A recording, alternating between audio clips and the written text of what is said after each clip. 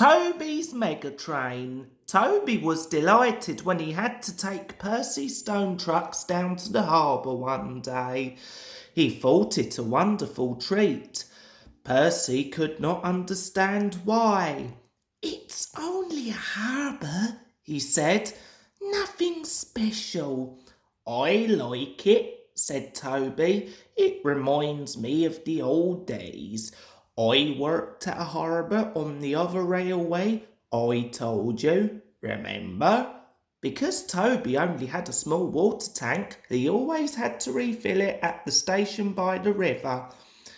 "What if we run out of water halfway?" Toby wondered anxiously.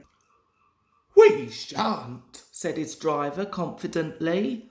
"But what if the water column breaks down?" asked Toby. "Thomas warned me about the water from that river." His driver laughed.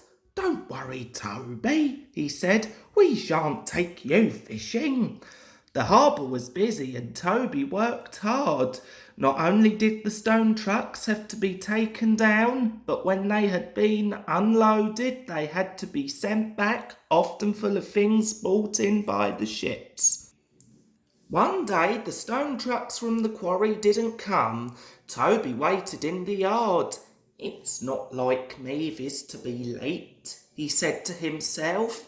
"I hope she hasn't met another lorry that forgot to took where it was going and had an accident."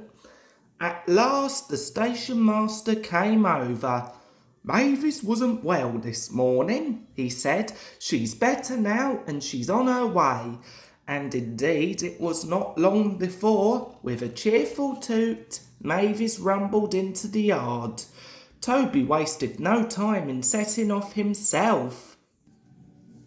At the harbour, Toby found so many trucks waiting to go back that there was hardly room for what he had brought. "Phew," whistled the driver. 48 trucks, and not all empty either. Some Megatrain, 2 journeys really, but we haven't time today. We could leave some and make 2 trips tomorrow." "Can't we take them all now?" asked Toby.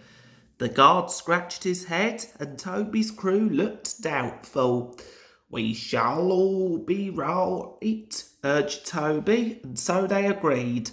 But Toby had forgotten his small water tank.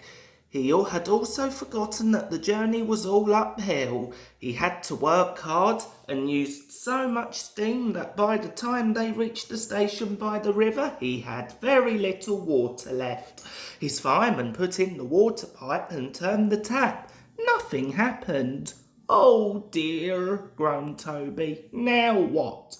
"You could make it on your own," said his driver, "but not pulling this load." Then he winked at the fireman.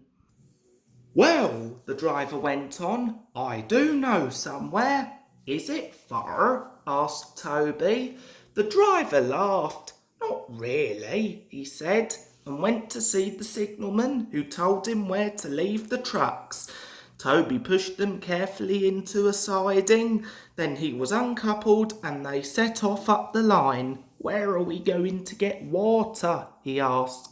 "You'll see," smiled the driver, and stopped Toby right in the middle of the river bridge. "Now," said the driver, "where's my bucket?" "Ugh," protested Toby. "You promised." His driver and fireman laughed heartily. "We're only pulling your wheels, Toby," they said at last. "We'll go to the top station for water, then come back for the trucks." When Toby told Percy what had happened, Percy wanted to help, but his driver reminded him that he had a train of his own to run in a few minutes. "Don't worry," said Toby. "I'll follow you down and have those trucks back up here in a jiffy." And he did too.